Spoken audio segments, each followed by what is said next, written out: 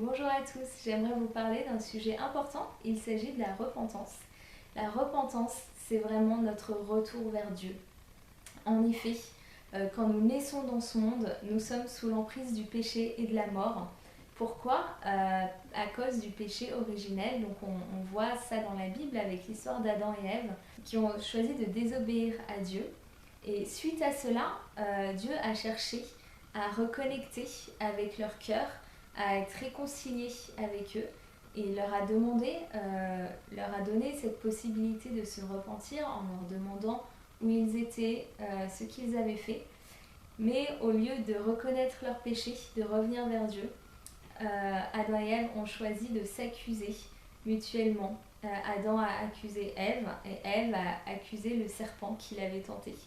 Donc on voit qu'à partir de là, le monde a été rempli de péché et ce n'était pas la volonté de Dieu. Donc le péché, c'est tout ce qui est la désobéissance à Dieu, à ce qu'il veut pour nous. Et nous voyons que nous sommes dans un monde où Dieu n'est pas le chef, c'est plutôt la désobéissance, la mort qui règne. On voit qu'il y a beaucoup de souffrance. Et Dieu, depuis cette histoire d'Adam et Ève, il a cherché à se réconcilier avec nous, avec les hommes. Et c'est pour cela qu'il a envoyé son fils Jésus pour porter nos péchés à notre place. Donc Dieu a vraiment fait sa part en venant dans le monde, en envoyant son fils dans le monde pour porter nos péchés et pour nous réconcilier avec Dieu. Et la repentance, c'est notre part, ce que nous devons faire pour revenir à Dieu. La repentance, ça vient du mot grec métaneo qui veut dire changement radical. Ce changement radical, c'est tout simple. C'est comme si, ok, je marche sur la voie du péché et de la mort et je choisis de changer radicalement de chemin et de marcher sur le chemin qui mène à Dieu, sur le chemin de la vie. Donc je choisis de renoncer à tous mes péchés, à toutes mes désobéissances envers Dieu pour vivre dans l'obéissance à Dieu. Voilà ce que signifie le mot repentance, donc changement radical de direction. Et on voit dans la Bible, donc quand Dieu a envoyé son fils, il a aussi envoyé Jean-Baptiste qui prêchait en disant « Repentez-vous car le royaume des cieux est proche ». Et ensuite, quand Jésus a commencé son ministère, il a commencé par aussi prêcher « Repentez-vous car le royaume des cieux est proche ». Donc c'est vraiment l'appel de Dieu pour nous, pour être réconciliés avec lui, pour entrer dans la vie qu'il a pour nous, c'est de nous repentir, de revenir à lui. On voit ça aussi dans les actes, quand les disciples ont reçu le Saint-Esprit et que des personnes autour leur demandaient « Mais que devons-nous faire pour accepter ce salut qui nous vient de Dieu, pour entrer dans la vie que Dieu a pour nous ?» Et Pierre leur a répondu, repentez-vous et faites-vous baptiser pour le pardon de vos péchés. Donc on voit dans les actes, Pierre leur répondit « Repentez-vous et que chacun de vous se fasse baptiser au nom de Jésus-Christ pour que vos péchés vous soient pardonnés. » Donc c'est très clairement un appel de Dieu pour nous, de nous repentir, pour revenir à lui. Alors comment faire pour se repentir? C'est la question qui nous intéresse. Cette question, elle m'a été souvent posée par des personnes qui désirent connaître Dieu et qui ne comprennent pas pourquoi ils n'entendent pas Dieu, pourquoi ils ne portent pas les fruits d'une vie chrétienne alors qu'elles veulent vraiment rencontrer Dieu. Et finalement, qu'est-ce qui fait qu'on peut recevoir le salut en Jésus-Christ? C'est vraiment cette repentance. Et pour cela, nous ne devons pas être confus sur ce sujet. Nous devons être très clairs sur qu'est-ce que ça veut dire de se repentir. Donc je vous propose de voir ça en regardant des exemples de repentance dans la Bible. Il y en a plein et je voudrais juste vous en donner 3. On peut voir dans le psaume 51.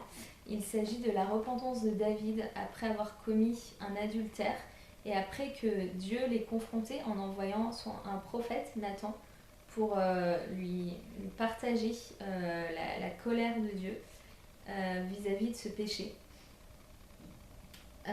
Donc David s'est repenti dans le jeûne, dans la prière, et il a écrit ce psaume. « Aie pitié de moi, ô Dieu, toi qui es si bon, Efface mes torts, tu es si compatissant.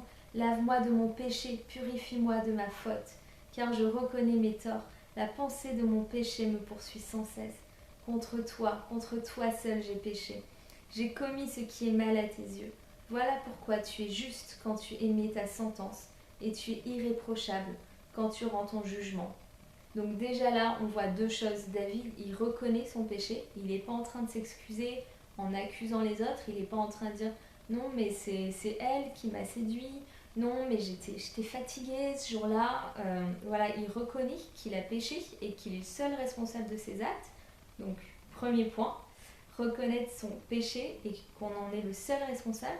Et la deuxième chose, on voit que alors que Dieu lui a quand même dit que son fils allait mourir à cause de cela, il dit voilà pourquoi tu es juste quand tu émets ta sentence, tu es irréprochable quand tu rends ton jugement. Donc ça veut dire qu'il n'est pas en train de dire oui mais quand même Dieu tu es trop dur. Et il reconnaît que Dieu est juste dans tous ses jugements. Il reconnaît la justice, la sainteté de Dieu. Et il s'en remet à cette justice de Dieu. Il ne cherche pas à créer sa propre justice. Ensuite il continue, je suis depuis ma naissance marqué du péché. Depuis quand ma mère j'ai été conçue, le péché est attaché à moi. Donc deuxième chose, ou plutôt troisième chose, il reconnaît que le péché est attaché à lui, qu'en fait c'est pas seulement qu'il a fait un péché, c'est que son cœur est profondément pourri, il est rempli de péché, qu'il n'est pas juste, donc il reconnaît son état général de péché. Mais tu veux que la droiture demeure au fond de mon être. Tu m'enseignes la sagesse au plus profond de moi-même. Purifie-moi du péché avec un rameau d'hysope et je serai pur. Lave-moi et je serai plus blanc même que la neige. Fais que j'entende à nouveau les cris de la joie et de l'allégresse. Les eaux que tu as broyées se remettront à danser. Ne regarde plus mes fautes, tous mes torts, efface-les. Ô Dieu, crée en moi un cœur pur. Fais renaître en moi un esprit bien disposé. Et voilà, finalement, David s'en remet à Dieu pour changer son cœur. Il reconnaît donc que son cœur est mauvais, mais aussi qu'il ne peut pas le changer par lui-même, qu'il a vraiment besoin de l'intervention de Dieu pour transformer son cœur, pour lui montrer le chemin de la justice. Un deuxième exemple, c'est Juge 10, donc c'est un petit peu avant. Là, on voit une repentance collective, donc très intéressant. Donc le peuple d'Israël a adoré des idoles, en fait, et ensuite ils se font complètement opprimés par les autres peuples. Donc Juge 10, 6 à 16. Les Israélites recommencèrent à faire ce que l'Éternel considère comme mal. Ils rendirent un culte aux Baal et aux Astartés, aux dieux de la Syrie, etc. Ils abandonnèrent l'Éternel et ne lui rendirent plus de culte. Alors l'Éternel se mit en colère contre les Israélites et les livra au pouvoir des Philistins et des Ammonites. À partir de cette année-là, ceux-ci opprimèrent et maltraitèrent les Israélites. Alors les Israélites implorèrent l'Éternel de les aider en confessant « Nous avons péché contre toi, car nous avons abandonné notre Dieu, et nous avons rendu un culte au Baal. » L'Éternel leur répondit « Ne vous ai-je pas délivré des Égyptiens, des Amoréens, des Ammonites et des Philistins? Et lorsque les Sidoniens, les Amalécites et les Maonites vous ont opprimés, et que vous avez imploré mon aide, ne vous ai-je pas délivré d'eux ?» Donc on voit que Dieu les avait déjà délivrés dans le passé, et pourtant ils sont retournés dans les mêmes péchés d'idolâtrie. Mais vous m'avez abandonné et vous avez adoré d'autres dieux. C'est pourquoi je ne viendrai plus à votre secours. Allez implorer les dieux que vous vous êtes choisis, qu'ils vous délivrent maintenant que vous êtes en détresse. Donc là, on voit que en fait, le péché précédent, c'était par rapport à l'adultère, à la convoitise sexuelle. Là, on est dans un péché d'idolâtrie et ça se réfère au premier commandement de l'Éternel. Tu adoreras l'Éternel ton Dieu et tu ne te forgeras pas d'idole. Donc à l'époque, c'était les idoles des statues, c'était des dieux étrangers.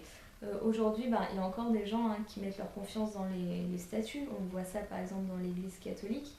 Mais il y a de l'idolâtrie dans les cœurs à propos de tout. On peut idolâtrer l'argent et on peut idolâtrer les relations, on peut idolâtrer le mariage, on peut idolâtrer sa carrière. Idolâtrer, ça veut vraiment dire mettre sa confiance là-dedans. Donc, au lieu de mettre ma confiance en Dieu pour mon bonheur, Je vais commencer à croire que une fois que je serai mariée, je serai heureux.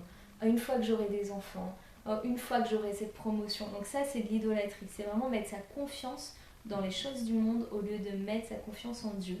Et là, Dieu, il vient dire, ok, si vous mettez, il énonce les conséquences. Si vous mettez votre confiance dans d'autres dieux, moi je ne vous délivre pas, je laisse ces autres dieux vous délivrer. Donc c'est aussi ça, si on met notre confiance dans l'argent, c'est pas Dieu qui va venir nous délivrer. Autant aller jusqu'au bout, demander à l'argent de nous délivrer.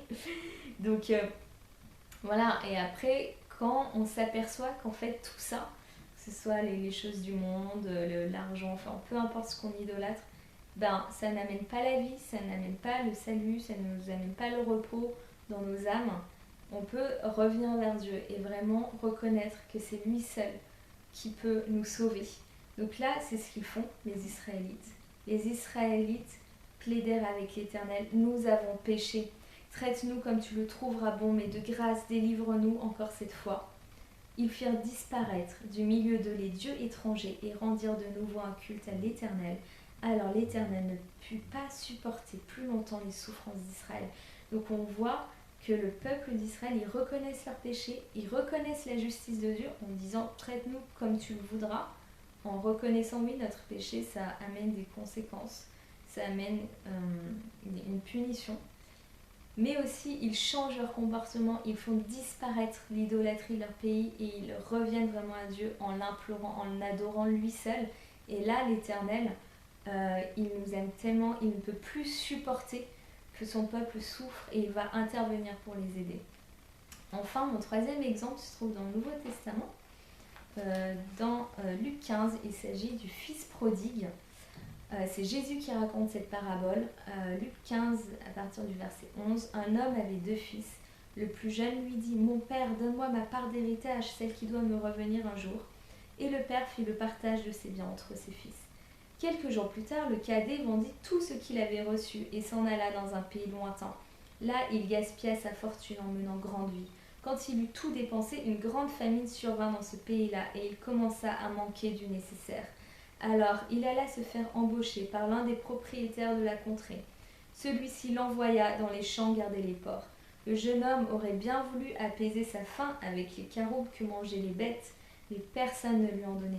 Alors il se mit à réfléchir sur lui-même et se dit « Tous les ouvriers de mon père peuvent manger autant qu'ils veulent, alors que moi, je suis ici à mourir de faim. Je vais me mettre en route. J'irai trouver mon père et je lui dirai « Mon père, j'ai péché contre Dieu et contre toi. Je ne mérite plus d'être considéré comme ton fils. Accepte-moi comme l'un de tes ouvriers. » Il se mit donc en route pour se rendre chez son père. Comme il se trouvait encore à une bonne distance de la maison, son père l'aperçut et fut pris d'une profonde pitié pour lui. Il courut à la rencontre de son fils, se jeta à son cou et l'embrassa longuement. Le fils lui dit « Mon père, j'ai péché contre Dieu et contre toi.